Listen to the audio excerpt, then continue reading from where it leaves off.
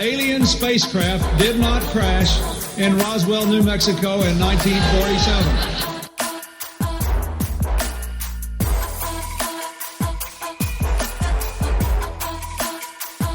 You know flat earthers, I guarantee it. But you don't know who they are because they're afraid of talking about it.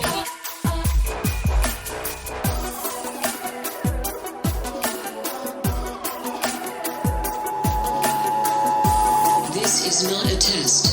This is your emergency broadcast system. Hello and welcome to the 79th Annual Subliminal Deception Podcast, your weekly dose of conspiracy theory bullshit. My name is Cody, and I'm joined by my pal Phil. How are you?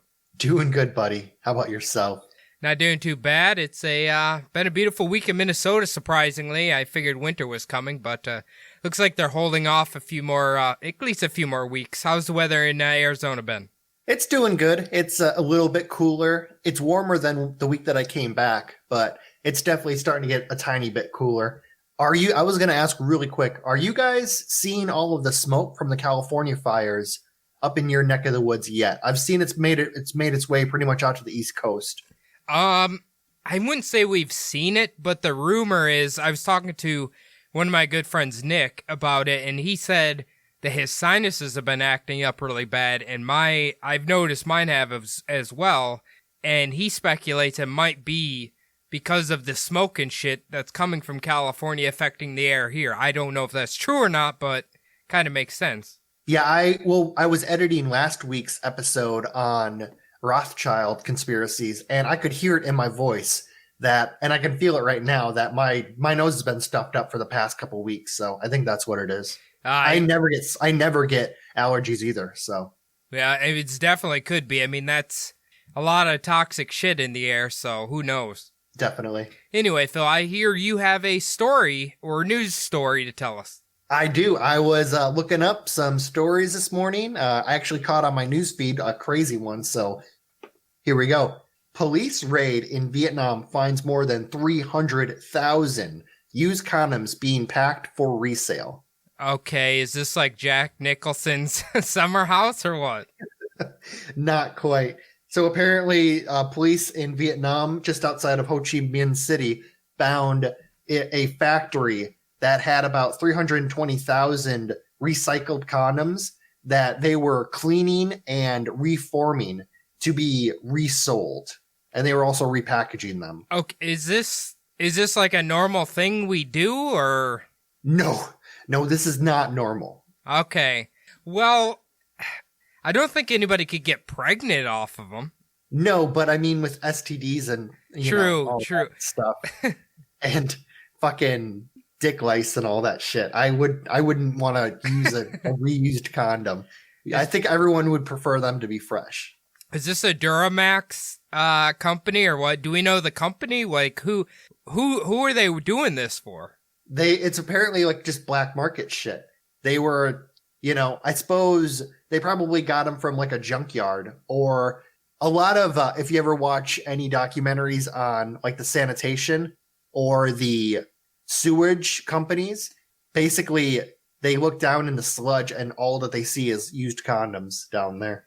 Okay, so don't buy black market condoms, first off. I don't know why anybody would be doing that anyway, because I'm pretty sure condoms are fairly cheap anyway, right? Isn't it like $20 for a box of 20 of them or something?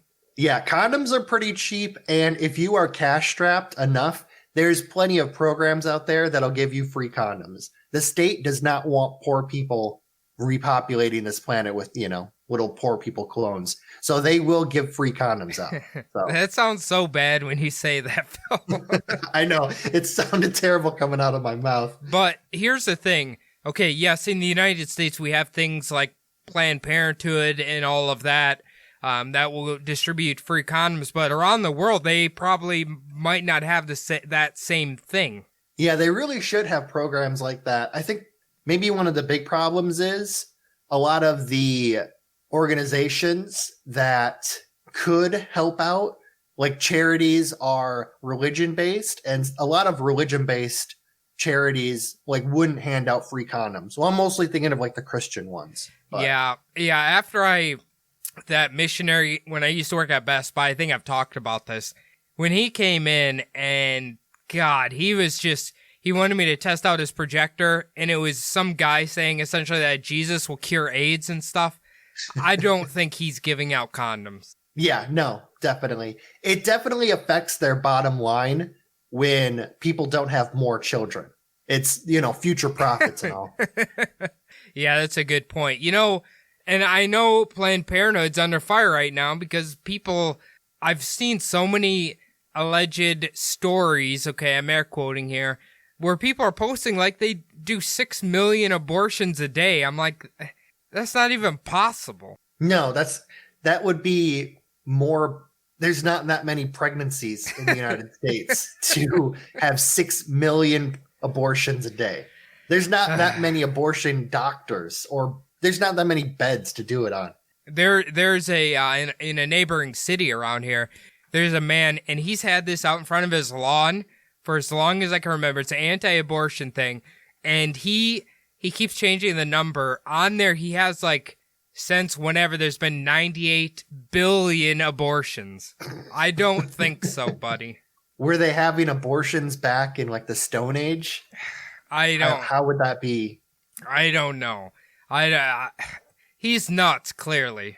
Yeah, we don't even have 9 billion people, living on Earth right now. It's impossible. Maybe according to him, there would be that many if there wasn't that many abortions. Are you sure it's not just a sarcastic sign and he's just trolling everyone? No, absolutely not. There's a picture of Jesus and everything on there. Yeah, I bet. All right, well, we're on the hot seat right now talking about a very hot topic issue, so let's switch topics to our conspiracy here this week. Phil, have you ever heard of a young lady named Amelia Earhart? I believe I have heard something or another about her, yes. All right, well, we're going to be talking all about her today, and she is an extraordinary woman. I'm just going to say that. But she did disappear under weird circumstances. So that is what we're going to talk about at the very end. But we're going to go through her whole life, kind of like you did with the Rothschilds. We need to understand Amelia. We need to understand everything about her life leading up to that disappearance there. All right. Amelia Mary Earhart was born July 24th, 1897, great year, by the way. Oh, yeah. In Atchison, Kansas, to Samuel Edwin Stanton and Amelia Amy Earhart. Her sister was Grace Muriel Earhart. Amelia was nicknamed Mealy or Millie. Okay, not that original. I'm just going to throw that out there. Do you know what Grace's nickname was? No, I don't. Pidge. Pidge. That's come on, guys. That is not what I name a person that I'm friendly with. That's Pidge. Honestly, and I can talk to you about this, is when you get constantly attacked by Pidgeotos or Pidgeots in Pokemon, and you literally have to capture them so they quit attacking you, and you don't even want to spell out their whole name, so you name them Pidge.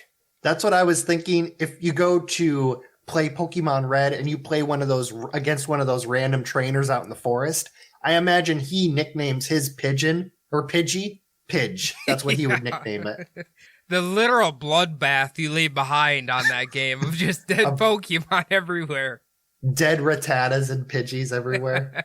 You just kill everybody's goddamn Pokemon. Now, anyway, interesting thing that might explain why Amelia strove to complete some of her accomplishments later in life might have come from the fact that her mother didn't believe in raising her girls as, quote, nice little girls, which isn't normal for the time. Apparently their mother, hopefully we don't get any hate mail here, but her mother would allow them to wear bloomers. Girls do not wear bloomers at the time. Are bloomers? Those are like pants, right? Yeah, they're like you probably see a circus performer wear them nowadays. They're like parachute pants. The big puffy pants. Yeah, the big puff. Apparently girls, if you were a girl in the 1800s, early 1900s, you did not wear bloomers, but her mother allowed them to. Well, the great documentary TV series. I don't know if you've ever seen it. Dr. Quinn, Medicine Woman. Oh yeah. She at times would wear men's pants when she needed to do something like ride horses or do something like that. Well, everyone kind of looked at her funny when they saw her.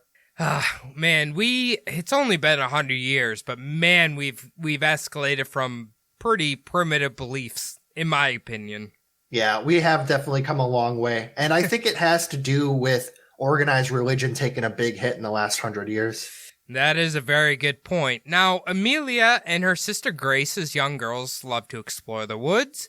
They would climb trees, hunt rats with their rifles. That's a small target to hit, by the way. Yep. They would belly slam down the hill on their sleds. The girls were known for keeping worms, moths, a tree toad, and things like that. So basically, I guess you could kind of consider that tomboyish activities, right? Oh, yeah. I mean, that would be considered a tomboy even in this day and age. Back then, they would have been considered like possessed almost. You know what acting like this. You know what I'm going to do, Phil? So I'm going to ask my cousin Josh, who's the ultimate hillbilly, if maybe he is the reincarnation of Amelia. He could be. When I saw that part about hunting rats with rifles, I thought immediately of Josh. Yeah. Like, I bet Josh used to do that. We need to get him to however you figure out about your past lives, we need to get him there. He needs to access that Akashi record and figure out who the fuck he was. Now, apparently, in 1904, when Amelia would have been around 7 years old, she had an experience that would shape her future. Now, Amelia had laid eyes upon a roller coaster in St. Louis that absolutely captivated her. So her uncle rigged up a homemade ramp that starting point was on the roof of a tool shed. Amelia then rode down the ramp, which launched into the air and then crashed to the ground. Now, the story goes that Amelia emerged from the broken cart, box, whatever you want to call it, with a bruised lip and a torn dress. But she loved the exhilaration of flying through the air, and she would tell her sister, "Oh, Pidge, it's just like flying." So, they say that is where her love, I don't know if this is like an adrenaline thing, or if she just liked the feeling of like flying, I guess. I don't know how you describe that. Let me just say really quick something I noticed in there. As an uncle to 6 of my nieces and nephews, that is definitely dangerous uncle behavior. That's cool, uncle. That's a very cool uncle. uncle, but yeah, that definitely gets you supervised everything. If you set up a ramp starting at the roof of the tool shed, that's fucking insane. Well, I know what you should be doing this weekend. That's all I'm going to say. Yeah, I think I don't think my brother would appreciate that too much. In 1907, her father would take a job working for the Rock Island Railroad, but they would have to move to Des Moines, Iowa. Shout out, Phil. Here we go. That's too bad. Now, Amelia, at the age of 10, would lay eyes upon her very first aircraft. The family was at the Iowa State Fair, where they were offering rides on this plane. Her father actually tried to convince the daughters to take a ride in said plane, but being it was 1907, it looked pretty rickety and unsafe, and according to legend, I guess, Amelia would later describe the plane as a thing of rusty wire and wood and not interesting at all. And this is the last time that Iowa's ever had airborne transportation, by the way.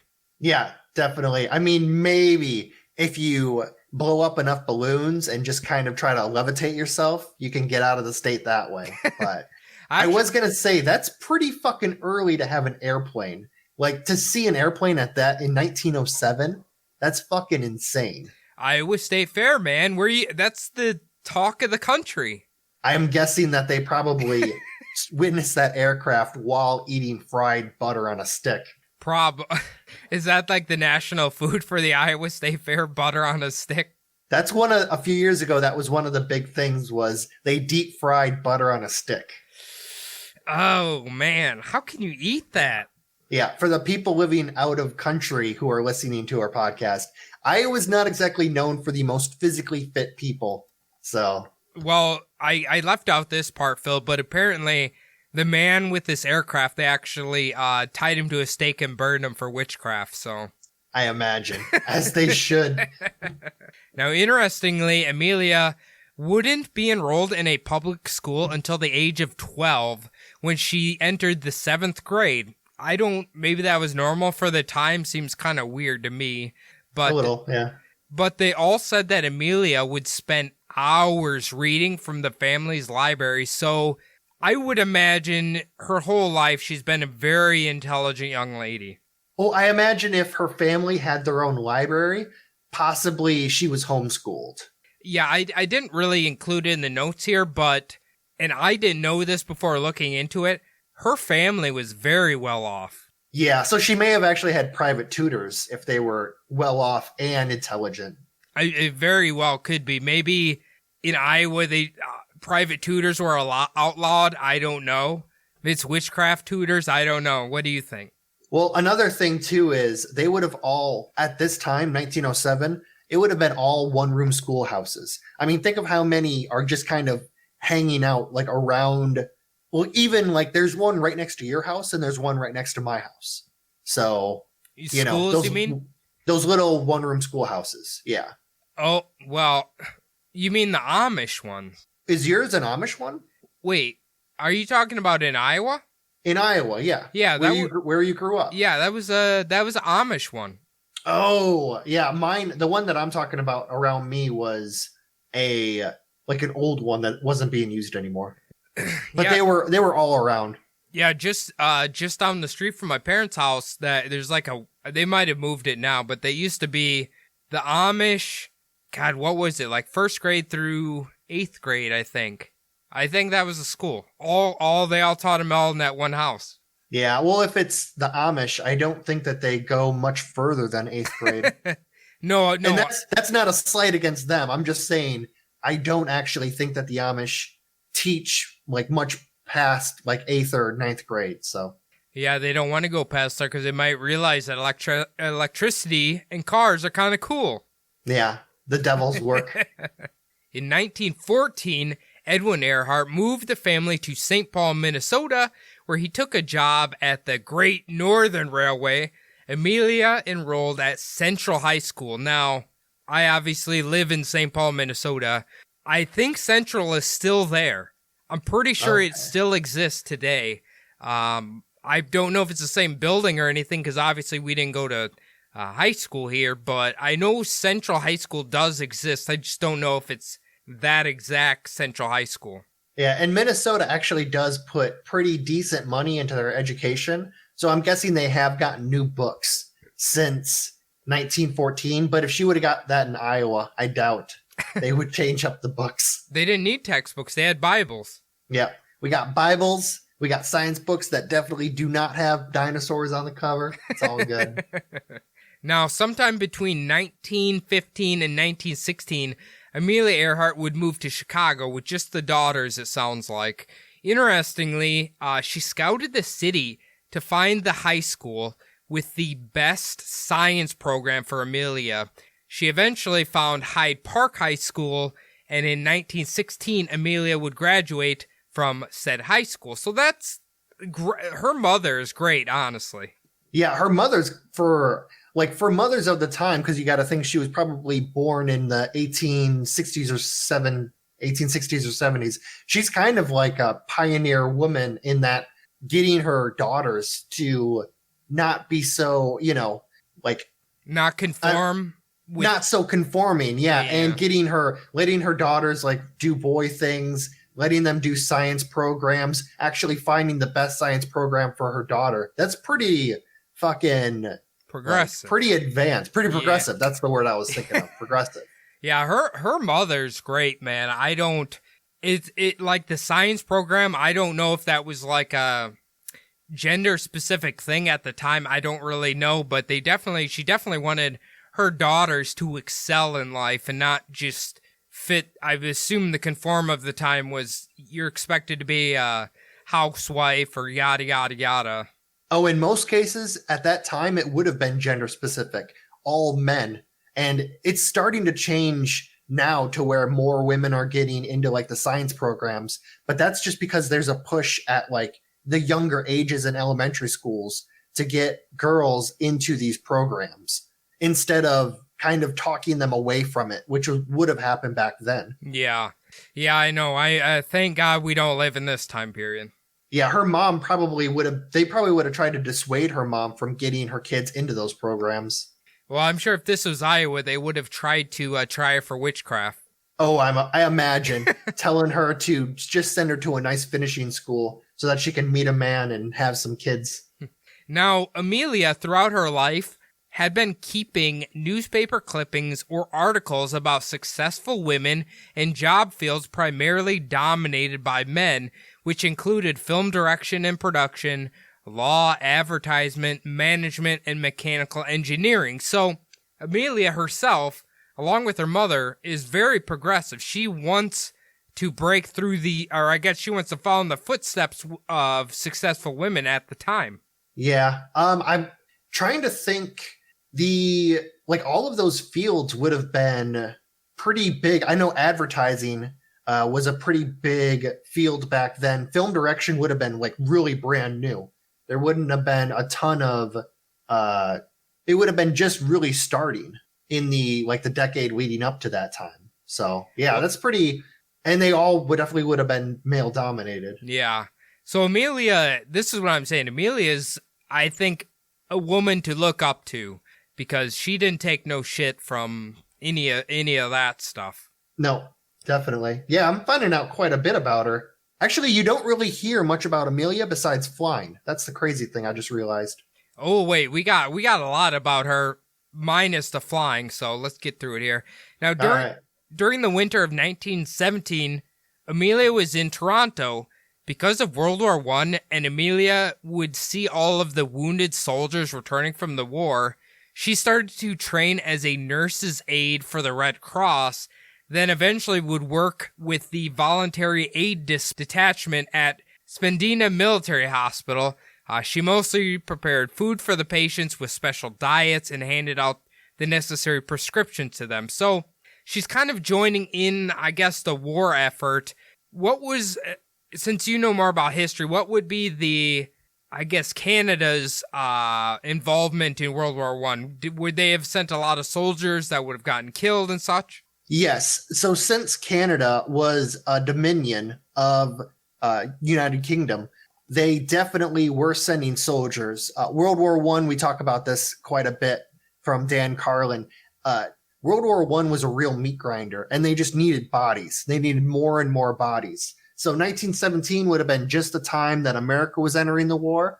So yeah, they would have been all over the world from all of the British Dominion would have been sending bodies over to the fucking meat grinders in the front line. So she definitely would have seen soldiers returning that were messed up and such. Oh yeah, definitely. Mangled bodies and yeah. Ugh. Now, Amelia was still working at the hospital during the Spanish flu epidemic in 1918, helping those infected, until she got sick herself in November of 1918 with pneumonia and, I don't know if I said maxillary sinustis. Yep. Something in the sinuses. That's... Yeah. Since this was a pre-antibiotic era, Amelia would suffer sinus problems in relation to this for over a year. So just this symptoms she was suffering for over a year. And as we mentioned at the top of the show, sinus problems are horrible. Can you imagine dealing with that for a fucking year? Yeah, one thing I notice whenever I have a cold is how much I didn't appreciate not having a cold. So having sinus problems for a whole year would be fucking terrible. Well, I don't think I included it in here, but it sounded like she had to have multiple surgeries, which I cannot imagine a surgery in 1918 is that great. And it's almost sounded like they had to install a drain tube that came out of her cheek from her sinuses or something like that. Oh, Jesus, fuck. So they would you're lucky. You're lucky if you don't die from infection from those fucking surgeries back then. Ugh, I know, right? And well, with the tube, it sounded like when she would fly, she would have to like tape over it. I don't know if that's for like pressure or something, but yeah, she would have to like cover it up. Horrible, man. Horrible.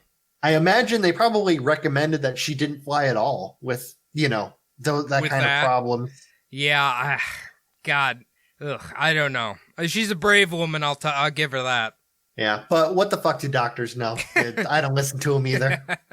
Reach for the stars. In November of 1919, Amelia would enroll at Columbia University to do medical studies, but would quit within a year. Finally, on December 28th, 1920, in California, Amelia is about to finally take flight.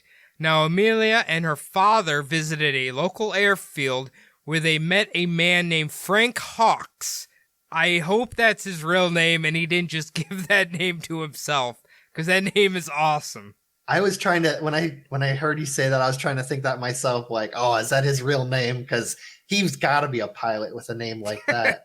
I'm pretty sure at birth they just put you in a plane with a name like that. They just gave him a pair of those fucking goggles and the leather cap. Like, we know you're going to be a pilot, boy. Here you go. Now, Frank Hawks would give Amelia a ride on a plane. Amelia said, by the time I got 200 or 300 feet off of the ground, I knew I had to fly. So I guess Frank Hawks, thank you, man, for setting Amelia on the path here. So, determined to learn for herself, Amelia worked for different jobs, including a photographer, a truck driver, and a stenographer. Eventually, she managed to save up $1,000 that she could then use to purchase flying license. Her teacher was named Nita Snook. They would fly a Curtiss JN-4 Canuck. I guess that's the name of the plane. Kind of racist there. A little bit, yeah. Now, apparently, this is when Amelia kind of got that also familiar appearance that we all know her about today. She purchased a leather jacket that she apparently slept in for 3 days straight just to give it that worn look. She started to dress like other female flyers at the time, and she also cut her hair short, which was common with the female pilots of the time. I don't know, I guess the lady pilots all had like a distinct look, and she kind of did a overnight, or I guess she did a transformation of herself. I think that's kind of cool.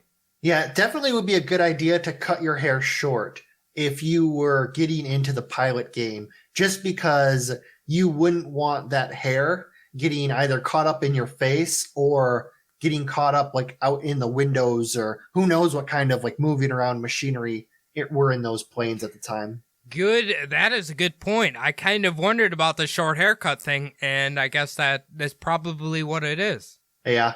It's $1,000 for flying lessons. That's how much it would probably cost you today. That's a lot of fucking money. But I suppose there wasn't a lot of people doing it back then. No, because she got taught by another woman, obviously. I don't know, maybe getting taught by another woman was more expensive. I don't know. Maybe I assume they just didn't have a lot of planes. Probably not. And I imagine that the plane that she was, well, after World War I, like the technology really kind of went through a boom after World War I. So I'm guessing that plane was a hell of a lot better than the thing that she had seen at the state fair when she was a kid. Most definitely. Is it just me, or when I hear the name Anita Snook, like I'm just envisioning like a hardcore ex-Russian woman with an eye patch? I imagine someone from New Jersey with a drinking problem and anger management issues. That's who I, when I hear the word snook. Well, now that you mentioned, I'm assuming the flight lesson's $500. 500 of that other dollars is for the alcohol consumption for the pilot's teacher. Oh, definitely. You can't fly sober. No, absolutely not. It might be your last day on Earth. You can't do that shit. In the summer of 1921, Amelia would purchase a used bright yellow Kinner Airster biplane she would nickname the Canary. By the way, she loves the color yellow. I don't know why, but she just, everything is like yellow with her. So I guess that's cool. Yeah. I mean, really, if it's your plane, it's your thing. And if it became kind of like her distinct thing, maybe she knew that she'd become like one of these famous female airmen. Or Hey. I wonder if she knew she'd become like the most famous one. Well, once we get to that point, you can speculate, okay? All right. On October 22nd, 1922, Amelia would set the world record for being the first female pilot to reach an altitude of 14,000 feet. Seems kind of high for 1922. Oh, yeah, definitely. I wonder if they actually had the ability to pressurize the cabin or like pump in oxygen at the time. Because I have 14,000 no idea. feet without those things would be a hell of a fucking like flying experience. What do you think? They just have to hold their breath while they're up there or what? Or they just start getting really dizzy. Takes a shot of vodka while she's up there. Relaxes Yeah. her. On May 15th, 1923, Amelia became the 16th woman in the United States to be issued a pilot's license, so that's pretty sweet. Because So of the... she- Oh, sorry. I was going to say quick. So she flew 14,000 feet a whole, 9 months before she actually got her pilot's license. Yeah, I guess so. They probably Wow. weren't paying much. They probably weren't really asking people for the pilot's license at the time. I would assume. I don't know. Yeah, and I imagine at the airport, they probably weren't exactly checking people's credentials at those dirt lots where they basically just had like a dirt runway. No, there's just some drunk ass old guy passed out there being like, all right, have fun on your flight. Some drunk World War I vet with Yeah. tremors from the shell shock. Now, because of the financial crisis in the 1920s, Amelia would be forced to sell the Canary. She would then buy a yellow Kissel Speedster automobile she would name the Yellow Pearl. Again, she loves her yellow. Oh, yeah. Eventually, Amelia would drive her car to Boston and enroll at the Massachusetts Institute of Technology, but soon after, Amelia's mother could no longer afford the tuition fees, so Amelia would have to work as a teacher and then a social worker. Interesting thing about this, right? Both of those jobs now, especially a social worker, you have to have a shitload of college, I guess, education to get those jobs. Yeah, and it's one of the most thankless jobs. Oh, God, You're yes. overworked, overpressured, underpaid. It's crazy. She went to Columbia and MIT. Like nowadays, if you heard someone went to Columbia and MIT, you would think like, holy shit, that person, for one thing, that if they're not rich, they must be a fucking genius to get in both of those schools. Well, I feel like she's kind of a mixture of both, or at least her parents were, but it sounded like because of the financial crisis, they kind of must have hit hard times like everybody else at the time. Oh, yeah, I imagine. Eventually, she got herself back into the aviation world, becoming a member of the American Aeronautical Society Boston chapter, eventually becoming elected as the vice president. I can't imagine too many ladies at the time got that high of a rank within something like that. Yeah, that's pretty amazing and she would have been really young at the time too. But I mean, I imagine it was also a young person's game flying at the time, so. Oh yeah, I'm sure. Wouldn't have been a whole lot of old men doing it, so. Well, if they were old, I'm sure they died in said plane crashes. I'm sure they died in one of those 1905 shit boxes she saw at the state fair. There was those old bastards who are like, I don't need that new horseshit technology. This old rusty wire cage is just fine. What is that, a closed cabin? The seat belts. I don't need a fucking seatbelt. Bunch of pussies you are. You just hold on real tight. Take a swig of vodka. You're good. That plane ain't even smoking. I don't know how you can drive that thing. Finally, in 1927, Charles Lindbergh's solo flight across the Atlantic sparked the interest of Amy Guest, who wanted to become the first woman to do the exact same thing. Now, Amy decided it was just too much for her to handle, but she offered to sponsor somebody else to do it, but she needed a woman that fit the right image to be the, I guess, face of the person who's going to accomplish this, right? So in April of 1928, she contacted Amelia Earhart and asked her if she wanted to do it. Of course, Amelia, I don't think, was going to turn down an opportunity like that. Oh, yeah, definitely. It's crazy that this pilot, Amy Guest, like, I wonder if she had some kind of medical problem, or I wonder why she wanted to sponsor it but didn't want to do it herself. Honestly, it kind of just sounded like she thought she was too old to complete it. Okay. Yeah, possibly. Like wow. she was just too old and she didn't think her body could handle the trip or something like that. That's kind of what I got out of the information, but I'm not entirely sure. Yeah. Well, you've flown across the Atlantic in a jet, and even that 10-hour flight is fucking hell on earth. Oh, yeah. So Oh, I couldn't yeah. even imagine back then in piloting one of those planes. It just with just a normal non-jet engine. I couldn't imagine it. It'd be fucking hell. Well, let me tell you about who Amelia had a ride with.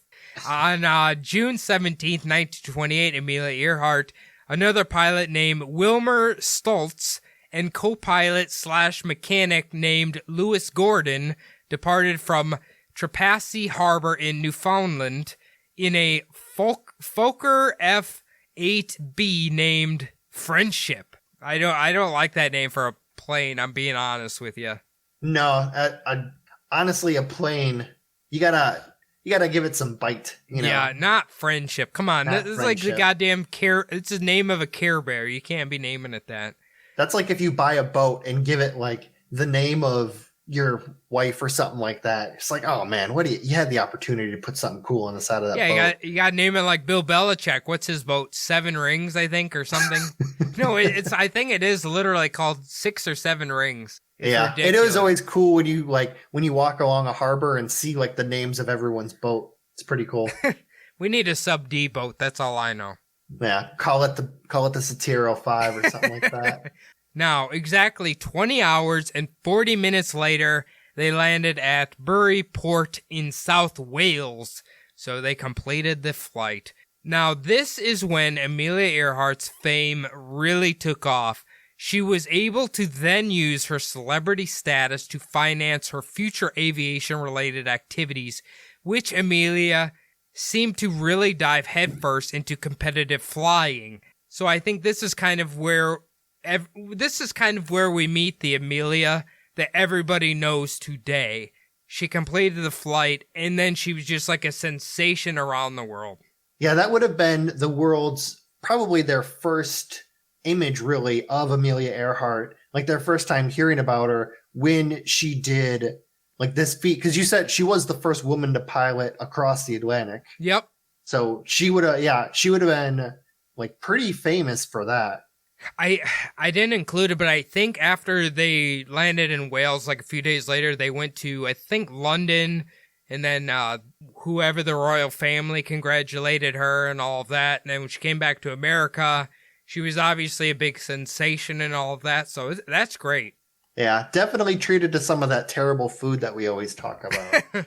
Now, in 1928, Amelia became the first woman to complete a solo flight across the North American continent and back. So I guess what's a bigger flight, you think? I think that this would be across the North American continent and back. It sounded like coast to coast, kind of back and forth. I think that what I mostly knew her for was her flight across the Atlantic, but I have heard about her flying across the United States. So, well, the Atlantic, I think, would be more dangerous, wouldn't you? Yeah, I mean, there's nowhere to land out there, especially, I mean, unless because they wouldn't have had any, trying to think of, there's an island off the west coast of Portugal that is like an emergency landing point, but I don't even know if there was an airport back then. The Azores. I highly doubt there was, but maybe. Yeah, I don't even know if there were Portuguese there at that time. So, in 1931, Amelia set the world record flying a Pitcairn PCA-2 borrowed from the Beechnut Chewing Gum Company, she had reached the altitude of 18,415 feet. Now, it sounded like male or female. She just set the world record. Yeah, I've never heard about like reaching these high elevations. I've never heard about these records before. Yeah. This is something new. It's pretty crazy. Like you said, they had to have some sort of technology at the time that allowed them to do that, wouldn't you think? Oh, yeah. I mean, I imagine she must have took that plane to its fucking limits, though. I mean, once you got up that high, I wonder how bad that thing was, like how well, because the engines back then, they needed oxygen to, like, just like a car engine now, it needs oxygen to run. So I wonder if they got up that high and then the engine just cut out because of lack of oxygen. I don't know. You know what's funny though, Phil? The Beechnut Chewing Gum Company, like, they're always sponsoring her. Do they even make gum still? I've never heard of them at all. It might be something that we need to bring back, but from the sound of the name, I bet it's terrible. It doesn't sound great, but they loved Amelia, I guess. Now, around the same time, Amelia became involved with the 99s, which was an organization of female pilots providing moral support and the advancement of female aviation, which I think is awesome. Yeah, I wonder does it say at all what the 99s is like kind of like stands for? Or? I don't know, unfortunately. But okay, yeah. It's just I wonder if was she like the leader of this group or I think she just my guess would be because she was such a celebrity, she helped bring the 99s into the forefront, which then would allow more people to get involved, which then would make more female pilots and such. Oh yeah, definitely a really good cause for her. Something to be involved with. It's kind of like when you put LeBron James in front of Sprite, then all of a sudden everybody starts drinking Sprite. Yeah, even if they hate the taste of Sprite, they still buy it just because LeBron James is seen with it.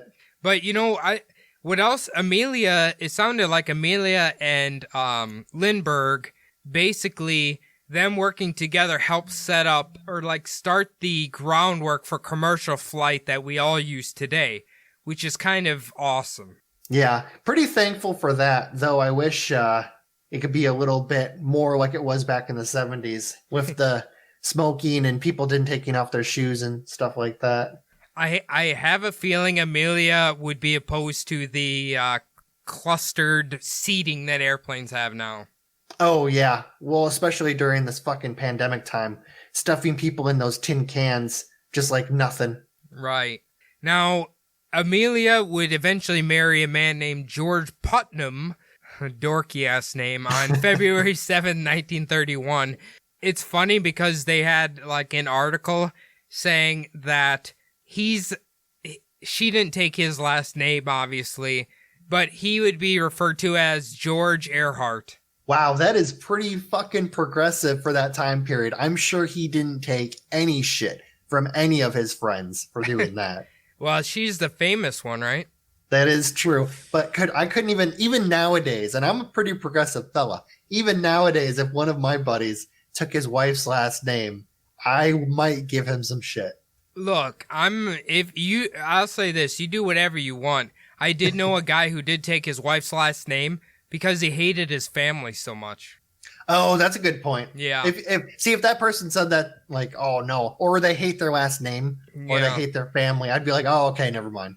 Yeah, sometimes you got to do it, but she's obviously very famous at the time. Now, on May 20th, 1932, Amelia set off to complete the transatlantic solo flight, just as Charles Lindbergh had 5 years prior.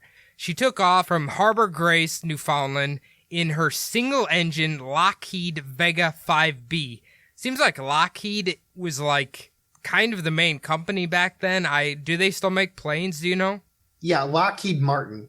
Okay. They combined with another company. Yeah, it would have been Howard Hughes's company also. Gotcha. Would have been one of the big ones back then, I imagine. What was his planes called? Do you know? Oh God, I forgot what his I know that he was big with TWA, I think, but I forgot what it was, like Hughes Aeronautical or something like that. I'd have to look it up. Gotcha. Now, 14 hours and 56 minutes later, she landed in Derry, North Ireland. So my understanding of this is within just a few years, they have cut off, what is it, 5 hours? Yeah, 5-6 hours off of the trip. So, like you said, the technology of the planes must be rapidly accelerating. Yeah, 1931, you would have had, the Germans would have been into the game too. Just coming off of their defeat of World War I, they were trying to figure out ways that they could get around the military restrictions, and the Luftwaffe was one of the things that they were trying to improve on. That and tanks. So it would have been there would have been and British too. The British were also really big into like engineering and getting planes to be better, and the Japanese later on. Well, we'll be talking about them shortly. Yeah, I figured. Now, Amelia became the first woman to fly the solo nonstop flight across the Atlantic. She would then receive a Distinguished Flying Cross from Congress, the Cross of Knight of the Legion of Honor from the French government. Dude, you gotta condense that title there, by the way, Mr. French government. And the Gold Medal of the National Geographic Society from President Herbert Hoover. So she got a lot of praise for pulling that off, and that is absolutely amazing. Yeah, I'm guessing that the Cross of Knight of the Legion of Honor from the French government, that probably, like, the name probably sounds a lot better in French. Yeah, probably it's like 3 words in French. 3 words, and it's a lot more poetic, but yeah. On January 11th, 1935, Earhart became the first aviator to fly solo from Honolulu, Hawaii to Oakland, California. Hell yeah, go Raiders. Yeah, and Oakland would have actually been kind of a nice town back then, I'm guessing. Well, yeah, apparently it's becoming a nicer town now. Yeah. Well, weren't they just on that football show? Yeah. Hard Knocks? Yeah, it doesn't sound like as, I don't want to say dangerous of a town as it used to be, but it's apparently becoming a lot nicer, but maybe too nice to where people can't live there anymore. Yeah, I think they actually just moved the Golden State Warriors out of Oakland. Oh, really? So now they don't have any teams. Nope, they don't have any teams anymore. Well, that sucks. Now, between 1930 and 1935, Amelia had set seven women's speed and distance aviation records in a variety of different aircrafts, including the Kinner Airster, the Lockheed Vega, and the Pitcairn Autogiro. I don't even know what that last one is, but I didn't really mention it too much, but she did tried to get involved in a lot of racing, stuff like that. So I think that's where she set a lot of those records. Yeah, I think it might be kind of like the word like autogyro. Gotcha, okay. Kind of like that thing that keeps things level, gyros. Gotcha, you're probably right. Yeah, she would have been, like, flying aircraft at the time would have been, like, the cutting edge of technology. Like, there still would have been old people who couldn't, like, believe that they were seeing an aircraft at all. And it's not like really people could get into commercial aviation, like, actually buy a ticket to fly on a plane, unless they were very rich. Yeah, that's a good point. For some reason, when you said old people became, like, they couldn't explain flying crafts or whatever, I just picture a bunch of people in Iowa, like, holding their crucifix out the window, being like, "Be gone, witch! Be gone!" Holding up torches at a passing over aircraft, just hissing at it. Oh, I could see him doing it still today. Oh, yeah, definitely. In 1937, Amelia started to work on completing the first around-the-world flight. Although others had completed it, her flight was going to be the longest at 29,000 miles following the equatorial route. So I guess she wants to set the most miles traveled in a plane. And this is kind of where things start to go really sour. So do you like the equatorial route? That would be the longest you could take, probably, wouldn't it? It sounds like it. We're gonna kind of learn the path she travels through all the different countries, so you can kind of see what her plan for the trip was. Yeah, I'm guessing that if you took like the shortest route, you'd probably just go around the North Pole, like around the Arctic, and just make it like a 7-hour flight. Just go around it quick. Saying you went around the world. Basically like Barry Soetoro flies on a daily basis. Yeah. Oh, he could make that flight in probably 8 seconds and travel 1,000 years in the past. On March 17th, 1937, Amelia and her crew made their first attempt, starting off the trip going from Oakland, California to Honolulu. Unfortunately, at Luke Field on Ford Island in Pearl Harbor, her customized Lockheed Electra 10E had a problem. Now, the customizations included additional fuel tanks, and most of the cabin windows had been blanked out. I'm assuming that makes them more aerodynamic so they could go faster. I would assume that's why they did that. You know, blocking out the windows or whatever. Oh, like actually put panels over the windows? Yeah. Oh, okay, gotcha. That's what I'm assuming. But anyway, now during her, takeoff, her forward landing gear collapsed, causing both propellers to hit the ground, and the belly of the plane skidded along the runway. So I guess at least they crashed during takeoff and not while they're in the air. Or landing. Yeah, or landing too. So obviously that put a strike in that the first attempt. Eventually Amelia would make a second and deadly attempt at this flight. Now on June 1st, 1937, Amelia Earhart and her co-pilot Frank Noonan took off from Miami, Florida, I'm assuming after a little clubbing, made several stops in South America, then they traveled to Africa, then the Indian subcontinent, and then to Southeast Asia. So you can kind of see the path they're taking there. It's weird that they went really south and then over east, right? Yeah, a little bit. I kind of wonder why they did that. Because you would think they would just fly out from where they normally go and possibly, I don't know really about like maybe the wind currents or something. Maybe they get a boost from flying down south like that.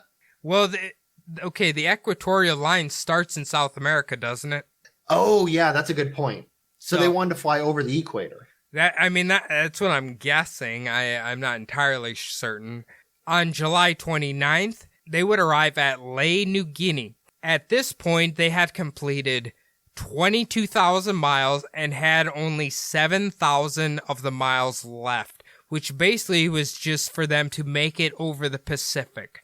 On July 2nd, 1937, around midnight, Amelia and Fred departed from Lae Airfield. The plan was to land in Honolulu, then head over to Oakland, California. So they're kind of doing it in reverse from where they started the last time. Yeah, they're going the other way this time. Still cursed, though, I'll tell you that much. Apparently, Honolulu is just a cursed place you should stay away from for them. Around 3 p.m. Lae time, Earhart reported her altitude at 10,000 feet, but they would reduce altitude due to thick clouds. Around 5 p.m., Earhart reported her altitude as at about 7,000 feet and speed at 150 knots. Their last known position reported was near the Nukumanu Islands, about 800 miles into their flight. Now, the U.S. Coast Guard had sent their ship, the USCGC Itasca, to Howland Island to assist Amelia in her trip. She would be able to communicate with the ship because her Electra had been equipped with with special radio devices. Keep in mind, her plane has these special radio devices, and this is the only way she can communicate with the ship down below. Otherwise, normal planes can't do this, okay? Yep. Around 6:14 a.m., the ship started to hear a transmission that she was now within 200 miles. Amelia was apparently whistling into the microphone so the ship could hone in on her signal, but the ship could not tune into her plane's frequency, which was at 3,105 kilohertz. Why this is important is because Amelia needed to use the ship's direction finder, otherwise they would have to try to use celestial navigation to try to find their way to Honolulu, which, from what I was reading, sounds exceedingly hard to do in a plane. Are you familiar with celestial navigation at all? Yeah, so it's actually what the people who navigated on the waters in boats, they would use like basically the stars at night to try to find where they were going. Yeah, so like you said, I was kind of reading, essentially what it sounded like is the plane would have a sextant, and you'd have to match that with the horizon, and then it'd give you a bunch of numbers, and then you could kind of tell kind of where you were at or something like that. Sounded very confusing. Yeah, that's the thing about when you go to a different part of the planet that you're used to, too. You get like the stars are a different view than you would be used to. So if you're south of the equator, you see a whole different set of stars than you would if you were used to being north of the equator. So even if you were really good at reading the stars north of the equator, you see other completely different like constellations than you're used to. Right. So yeah, I would imagine that'd be disorienting. Yeah, but I imagine she has to have like star maps, you would think, in order to get that done. So. Yeah, maybe they weren't preparing for that because they were expecting to be able to communicate with the ship or the Coast Guard ship, which from my understanding is the Coast Guard can hear her completely fine, but for some reason they cannot talk to her to assist her, which is where the problems are kind of happening. Okay, gotcha. Maybe the ship has better, like more power available to be able to like take in, but maybe her small plane doesn't have that kind of same power to amplify like the signal coming into her. Right. I wonder if it's from her plane, the problem. I don't know. Like some of the quotes from the people that were on the ship were like, we're sweating bullets, dude. Like we're trying to assist her in navigating her plane, but it's like we just cannot establish communication with the plane at all. So there's like, it's just like this feeling of helplessness because you can't do anything. Yeah, I can imagine. Yeah. Around 6:45 a.m., they received another request from Amelia's aircraft, and at this point, they estimated she was about 100 miles out from the ship's location. The ship's logs between 7:30 and 8:40 a.m. reads, Earhart on NW says running out of gas, only half hour left, can't hear us at all. We hear her and are sending the 3105 ES 500 same time consistently.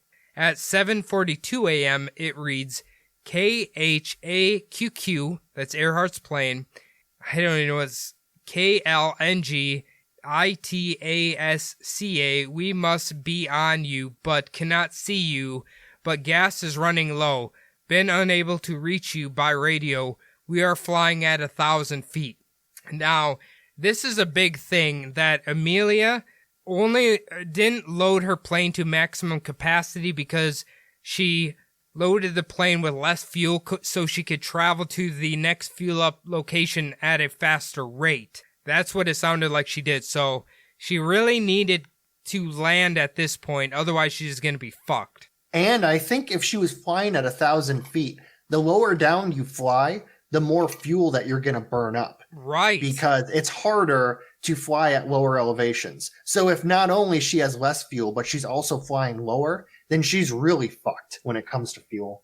Well, what it sounds like is she had to fly lower because the clouds were blocking everything. And I'm assuming because she couldn't establish communication with the ship, she thought if she flies lower, maybe she could see the ship. Yes. Yeah, you know what I definitely. Mean? All right. Now, at 8:43 a.m., this is her very last transmission we will ever hear from Amelia. We are on the line 157337. We will repeat this message. We will repeat this on 6210 kilocycles. So I'm assuming that maybe it kind of sounds like she tried to change channels to try to get them to try that one. Try to get a better signal. Yeah. Yeah. But unfortunately, we know from this point, we'll never, ever hear from Amelia Earhart ever again. And there were extensive searches. Like the president sent people. They couldn't find a single shred of evidence of the plane or bodies of either Amelia or Fred. So this is kind of where we're getting to the point, like, what happened to him? You think they would be able to find the slightest glimpse of the plane or a body or like something that was on the plane or anything, right? Yes. Yeah, the problem is, too, it's a really big ocean and there was no satellites. Right. It's another, yeah. Now, on a diving expedition in August of 2018, divers with Project Blue Angel said the sunken plane matched certain characteristics of Earhart's plane, a Lockheed Electra 10E. The team also found a glass disc that could possibly match the light lens from the front of their plane. They believe that pieces of the plane they had found, which are now completely covered in coral, by the way, could possibly be Amelia's Lockheed Electra 10E. So, within the last 2 years, they found a plane that's obviously grown into the coral that they think is Amelia's plane, but they cannot be 100% certain that it's her plane. I mean, technically, it could be any plane. Well, thanks to climate change and ocean pollution, all of that coral should get blown away pretty quick. So I think in the next couple of years, we could actually see that plane down there. Phil, I want to say other thing about finding the plane and stuff during the search efforts, right? So you got to remember that I should have gave you a map, but essentially from where Asia kind of branches off into the islands, she's not that far out from there where her plane goes missing. So there's plenty of islands around there. So it's not like she's in the absolute middle of the Pacific. She's almost just off of the coast of mainland, and there's islands all over, and then that's when she goes missing. Yeah, so I'm looking at the map, and I do see what you're talking about. It is a little bit further off of the like Australia, Oceania part. But yeah, there are definitely like little barrier islands scattered about there. Yeah. So I guess technically she could have been lost at any of them, but you think they would be able to find something after all these years. Yeah, some sort of wreckage. It definitely is. I mean, it would have to be out in deeper water too. So right. But well, let's get into the conspiracies here, and we'll see if any of these kind of hit home with you. So I'm kind of starting with the most likely ones, and then we'll move to the craziest ones, okay? All right. Now, the most obvious one is her airplane simply ran out of gas, she couldn't establish contact with the ship, and her plane crashed into the Pacific Ocean, killing herself and her co-pilot, Fred Noonan. So that's pretty self-explanatory. It's probably the most obvious thing that happened, but I guess we can't confirm that's what happened. What do you think about that one? Yeah, that definitely would be the most obvious one. I mean, it's just, you can imagine it happening even nowadays. Plane runs out of gas and just fucking crashes into the ocean. I don't know. I know you would, in your mind, you think that a plane crashing on water has a much higher chance of survival than if it crashes on land. But I mean, I don't know much about aviation. I imagine both are just as bad. I've heard that when you're going like a really high rate of speed and you hit the water, you might as well be hitting the land. Yeah. Just because of how hard you hit it. Yeah, I've heard that before as well. I mean, I'd prefer neither of them, but I'm assuming. Yes. Have you seen the movie Open Water? Yes, I have. Yeah, so maybe I hope they didn't have to go through that sort of scenario, but oh, fucking sharks and everything? Well, I mean, if you don't have anything you can do except for basically float out there and hope that somebody comes and gets you. Yeah. Sounds and horrible. I imagine there wasn't like GPS homing signals or nothing that you could deploy at that time at all. So yeah, you were just hoping that a search plane finds you. Ugh, sounds horrible. Now, the next conspiracy is kind of along the same lines, except her plane was going down, running out of gas, but they managed to land on a random island, or maybe they crashed on the island, or if they landed there safely, maybe it was a deserted island that's just nobody knew about. Some believe she might have actually landed on Gardner Island accidentally instead of Howland Island. Now, Gardner Island is now called Nikamaru Island, something like that. And this is about 400 miles south of Howland Island. Now, this kind of makes sense because if she didn't have the direction finder from the ship, then maybe she was, like you said, you turn the plane just a little bit and you're getting off of course, and now she's 400 miles south instead of where she wants to be. And at the time, that island was controlled by the Japanese. And what are the Japanese about to do just on the horizon? Yeah, exactly. I mean, America and Japan at this time weren't at war, but the diplomatic situation was rapidly declining. 1937. Yeah, that kind of leads me into, I guess we can kind of mix these next two conspiracies together. Was she captured by the Japanese? If she did land at one of these islands, okay, could she have possibly been kept as a POW or just straight up killed? Some speculate now that she was captured by the Japanese and executed, that they then used as propaganda for their upcoming war effort, like basically saying these Americans are sending spies onto our land or into our country or whatever. And then it includes the picture that people kind of point to. Do you see that there? Yes, I do. So they think that lady sitting there is Amelia Earhart. Yeah, it's a grainy picture, and it's taken. You can only see the person's back and the side of their head. Person has short hair and a slight build. So I could definitely see how you would think it's Amelia Earhart. Well, I mean, the more, I guess, prevalent thing here is looks to be a white woman with Asians everywhere, essentially. Yes. So yeah. You could never actually tell if that was her or not, obviously, but in the series of events that follows this, you could see it happening, right? Yeah, definitely. It's definitely a pretty intriguing picture. It could also be a man. It could be anyone. It's just so the photo it's like one of those photos the old timey photos that they took of UFOs, where you look at it and you're just like, God, that could be anything, you know? I mean, it does have the same body structure as David Hasselhoff, so you know, that's always a possibility. Yeah, you can never count out it being David Hasselhoff. That's true. In any picture, really. Don't the Japanese love him now, or is that the Germans? I think that's the Germans. They love David Hasselhoff. Okay. So how do you feel about that one, Phil? It's not exactly out there in hindsight, we know exactly. I mean, they knew kind of what the Japanese were all about back then too. But yeah, I mean, she easily, because they couldn't find their way because of the dense cloud cover and no radio communications, they could have easily gone off track and landed on this island. I mean, it's not out of the question. Now, the next conspiracy here kind of correlates with being captured by the Japanese as well.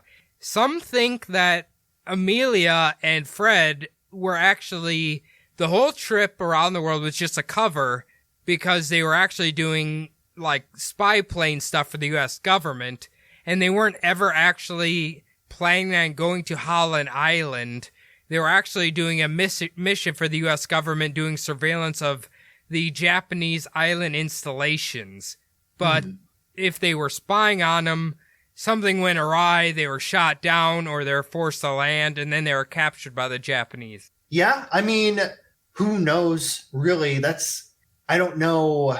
They were using like all different sorts of means, like having a celebrity flying, like using the cover of flying around the world would have been pretty crazy.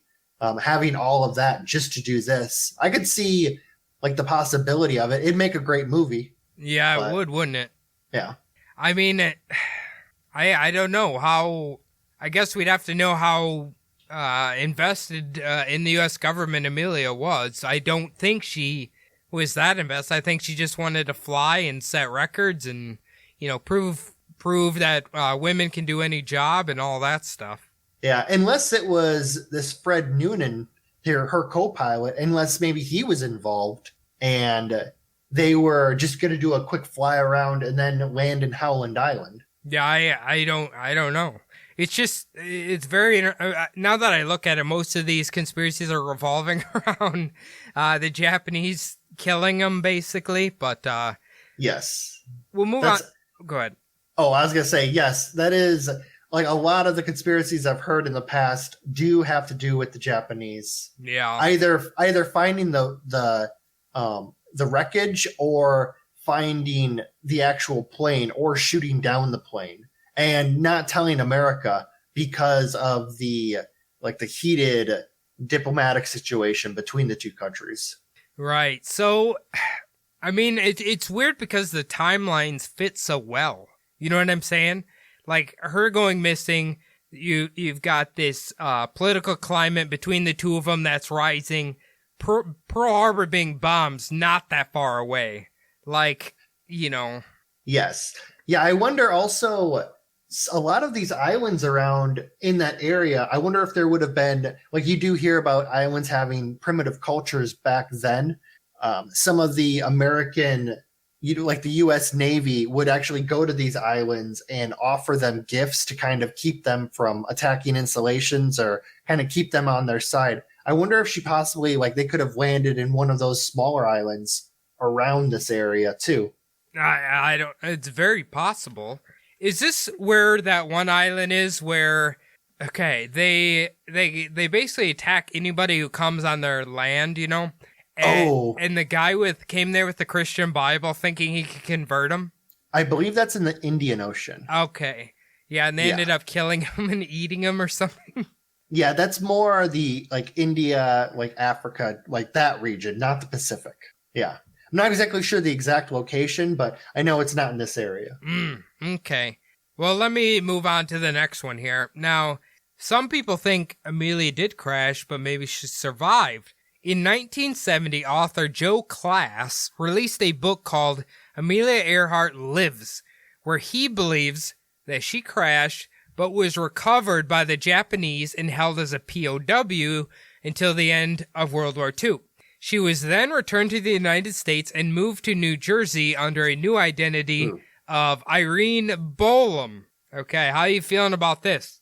How I feel about it is the only thing worse than being held by the Japanese as a POW is then having to move to New Jersey. Ugh, wow. Here's the Not thing. good. Why was someone as famous as her all of a sudden be like, I just want to be Irene Bolam? Well, you would have went through hell as a Japanese POW. All the way from 1937 to 1945. You would not be anywhere near the same person as when you were first captured. That's very true. Now, apparently there is a real person named Irene Bolam, and she ended up filing a lawsuit against the author because he was slandering her name or whatever. I was going to say, that's exactly what Amelia Earhart would do. To throw him off the scent. To throw him off the scent. Okay, maybe that's Phil's 50-50 right there. Now, let's go to my favorite one. Some people speculate that this particular region of the world is known for alien activity. Maybe Amelia and Fred ended up going through a wormhole or something similar to what happens in the Bermuda Triangle, or she was captured by aliens. What did you call this area? The Dragon's Triangle? Dragon Triangle. Yeah. Maybe she went in a wormhole. Maybe she went to another time period. I don't know. Whatever happens in the Bermuda Triangle. Yeah, definitely alien activity. They're called, World War II, they're called Foo Fighters. Yeah. And there was a lot of this activity that was ramped up. Basically because there was a lot more planes out in the ocean seeing this shit. So. Yeah. All right, Phil. So which theories here are calling to you? I really like the theory that she actually survived the plane crash and was held as a POW and then kind of went off the radar after World War II and just moved to New Jersey and retired. Okay. Kind of like that one. From 1945, and she's born in 1897. She would have been 48 years old. Not that old. No, yeah, she would definitely have a lot of years ahead of her if she had survived. Also, obviously, number 2 is she just fucking the plane crashed and they both died, and there was never any records recovered. Yeah, that I hate to say it. I would either say, yeah, it just crashed, or they landed on a deserted island and perished, or she was captured by the Japanese.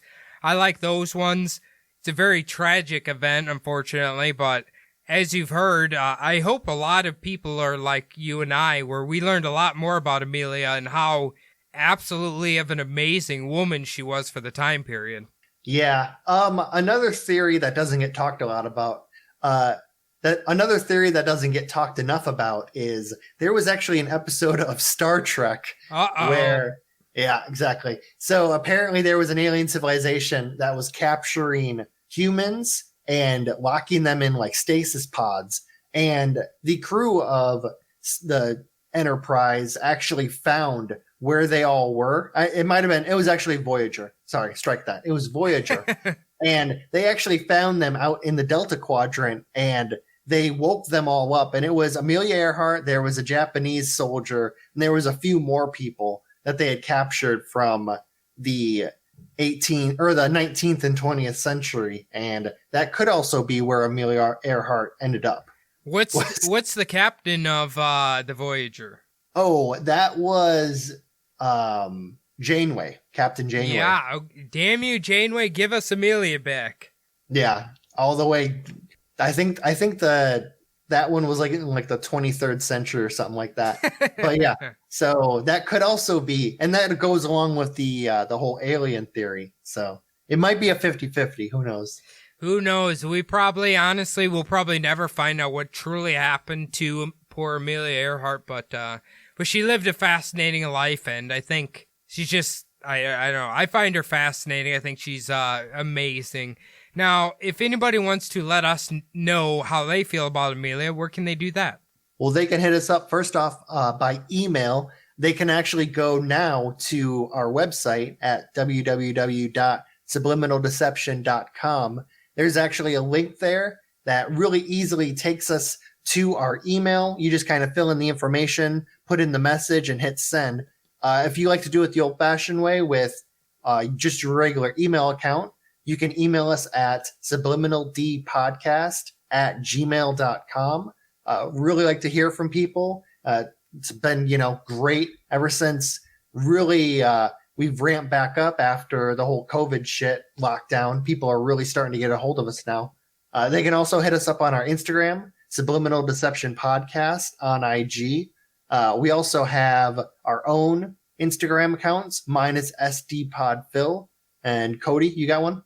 Yeah, you can follow me at Cody's Above on Instagram. Hit me up. Follow me, talk to me, do whatever you want.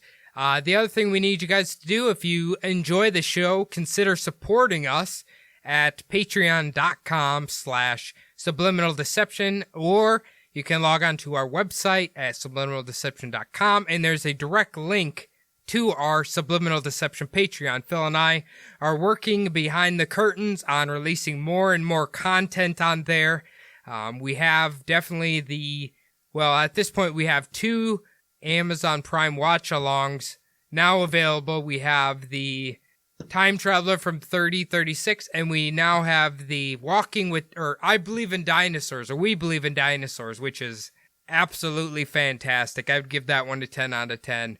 Definitely. The other thing we need you guys to do, if you are an iTunes listener, please log on, leave the show a 5-star review, preferably written, doesn't really matter what you say. If you're a Spotify user, just hit that follow button and you'll always be updated when we drop the newest episode. Otherwise, guys, I hope you enjoyed this episode. Maybe it was a learning lesson for everybody, and we learned a little bit more about one of America's heroes, Amelia Earhart. Otherwise, we'll see you guys next week. Thanks, guys.